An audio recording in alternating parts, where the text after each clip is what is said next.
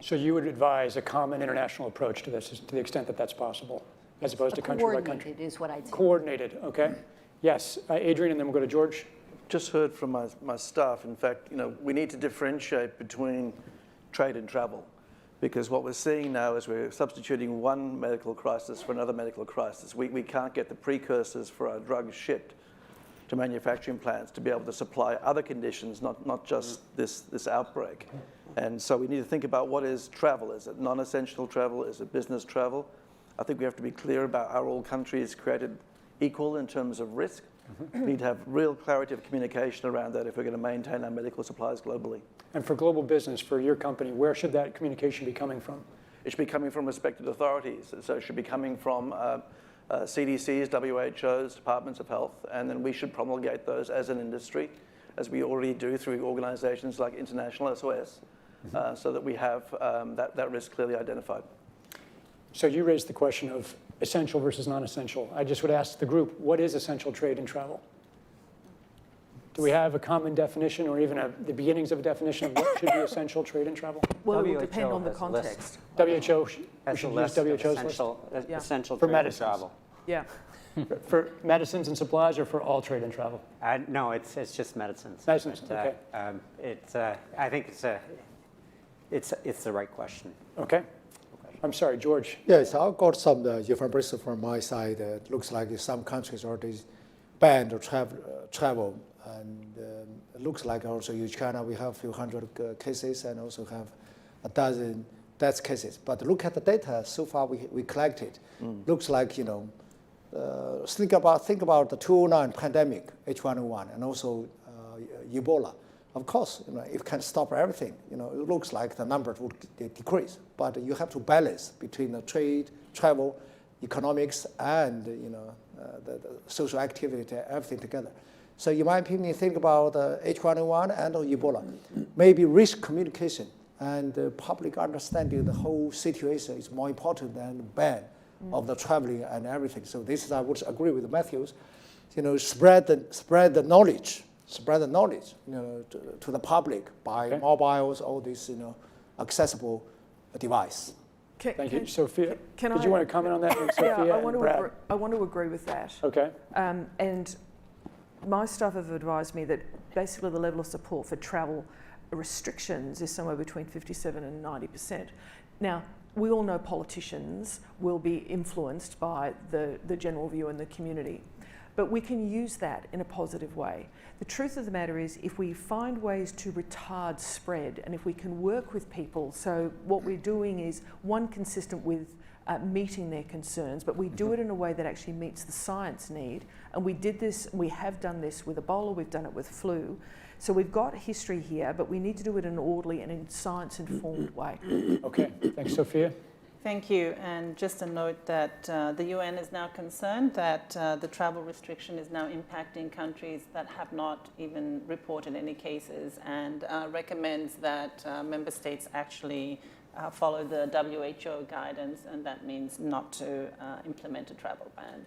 I think it goes back to the communications point that has been made around the table about the informed travel, et cetera, et cetera. Thank you, Brad. Yeah, we've reached a point where travel discussions and bans, whether it's personal or commercial, is affecting supply chain, and there's fear and panic about ships and coming into docks and supply. So it's starting to interrupt supply chain. So we have to just be cautious at this point in the time of the crisis that it's not just about travel, because now it's spreading to supply chain issues, because countries or even companies are saying, don't let that ship come into the dock because it's coming from an area that's right. I think so.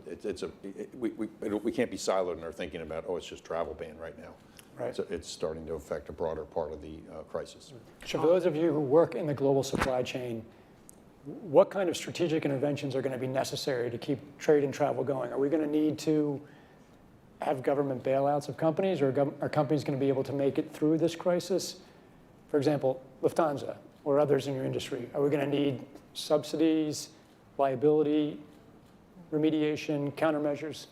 What's it going to take to keep Lufthansa flying I mean, first of all, it is really that we have open communication, that we try to convince, as Sophia said, governments not to ban each other, especially if it's countries that are not affected. We realized it. I take again the example from the SARS crisis. Hong Kong was heavily affected. We had good communication with the government there, with the CDC, and we could find a way to maintain operation, although it was economically a nightmare, 20% booking figures in the planes for certain periods. So you're flying planes with 20% bookings? Yes, but we kept flying. Okay, that time it was one destination. If it's worldwide, 20% booking figures, we have to adapt the network. We will not maintain this for several weeks, that's the case.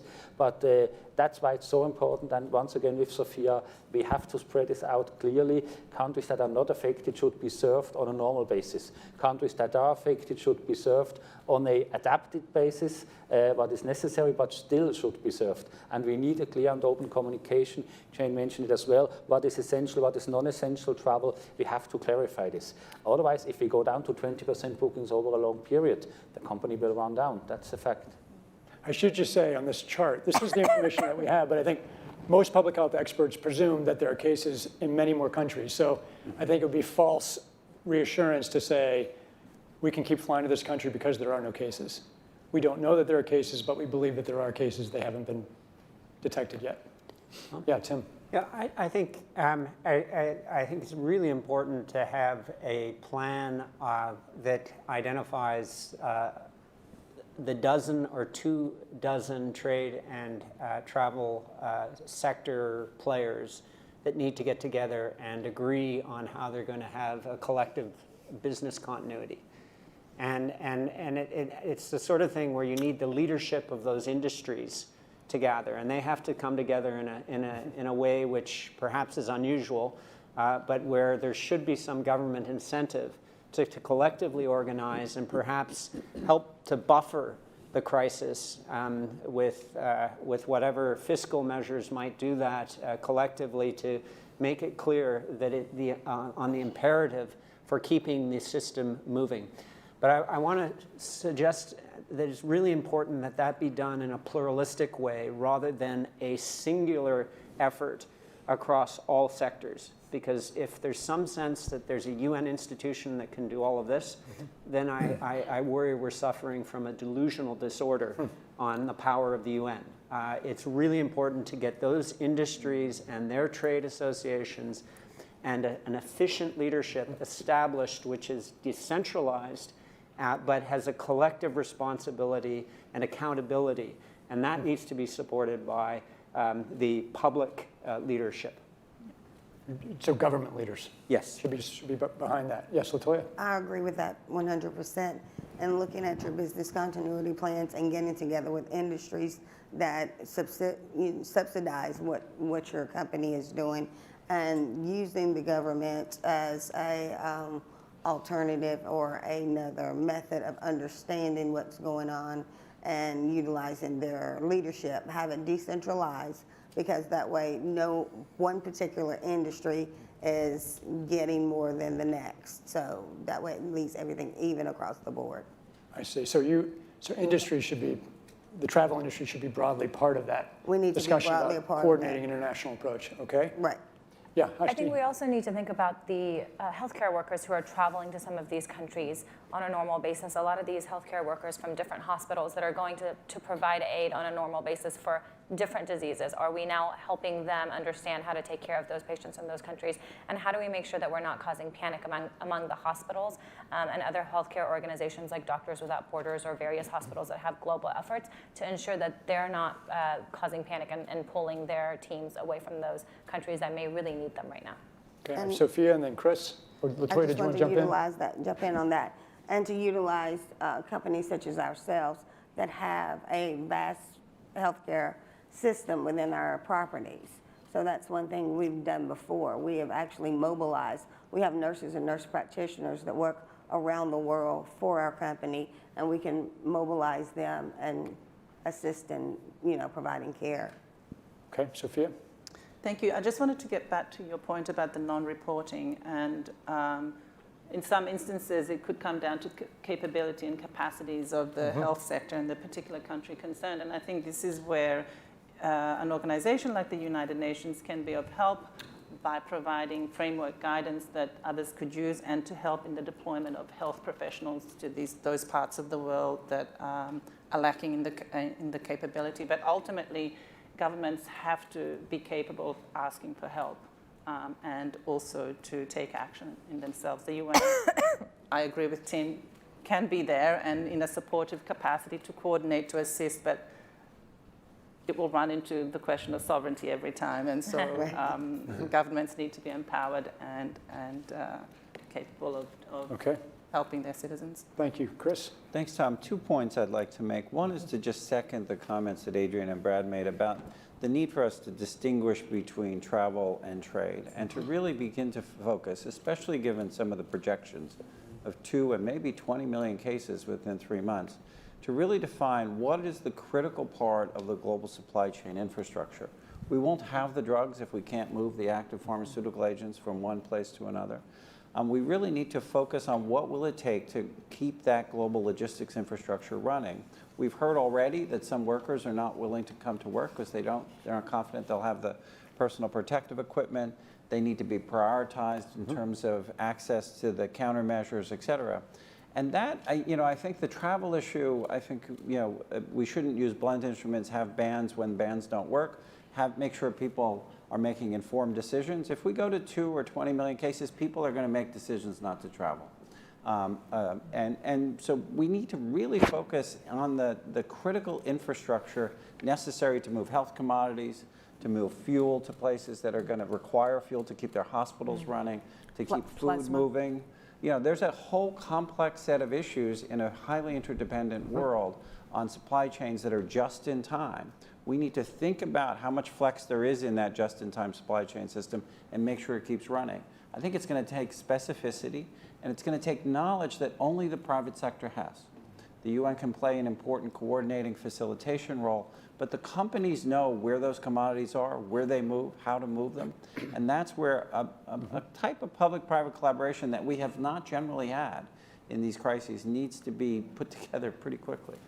Very similar to what Tim was saying, I think. But if I could just follow up on that, I think the complement might be mobilizing the G20 finance ministers.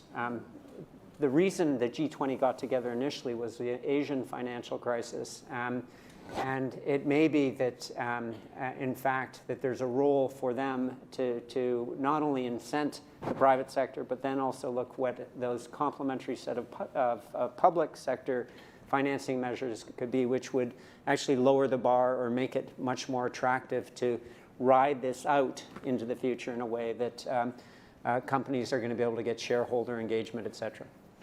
Thank you. Eduardo, your business is moving things around the world. Yes. What's it going to take to keep it going? And just to underscore the point that cooperation among supply chain providers or businesses that have huge supply chains can add a lot of efficiency to the whole process and be protective of healthcare workers, to make sure that even the delivery systems workers are also taken care of, using multimodal, right? Air, land, and sea. So there could be a lot of cooperation with the Lufthansas and the UPSs and others throughout the world to really consolidate trade lanes, to make sure that the commodities get to where they need to get to. Does that happen now? Or is that something that has been imagined already and worked on? Or No, I think that happens today. It does. There is a huge freight forwarder network. We do not land UPS brown tails everywhere in the world, so there are cooperations among companies. So we could build and on trade those. lanes. Yes. Okay. Steve? I think the statement about what would happen even in the absence of any government intervention, travel would decrease. People are not going to, they're going to know what the information is about where disease is and not travel there.